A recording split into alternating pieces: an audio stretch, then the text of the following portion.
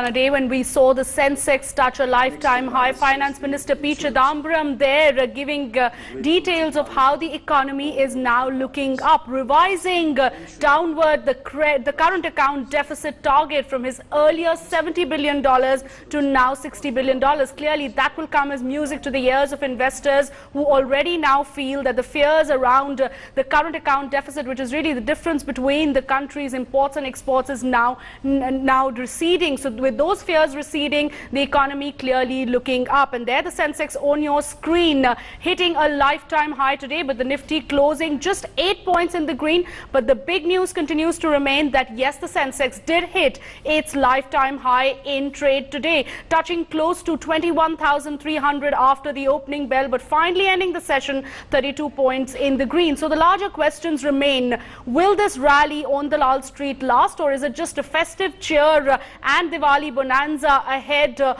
Diwali, or are we now seeing momentum clearly picking up both in terms of stock markets as well as currency markets?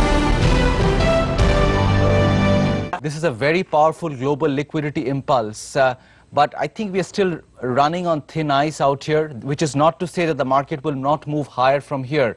But whether retail, having stayed out of the party so far, will or should get in and put money into equities at 22,000, or are we carrying the risks a bit higher? I take that point about bull markets climbing walls of worry, and this is a perfect recipe. Retail has not gone in.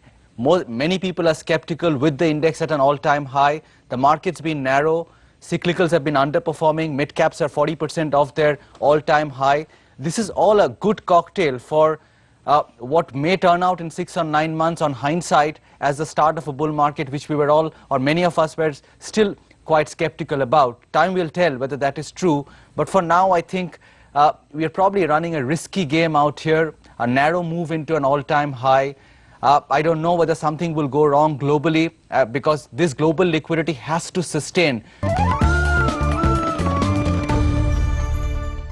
Today I can say that the current account deficit is likely to be perhaps $60 billion or below.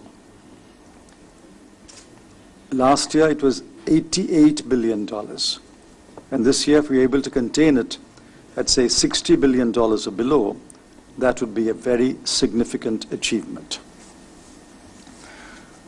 One of the reasons why the current account deficit looks healthy is, of course, exports. The other reason is we have been able to contain gold imports.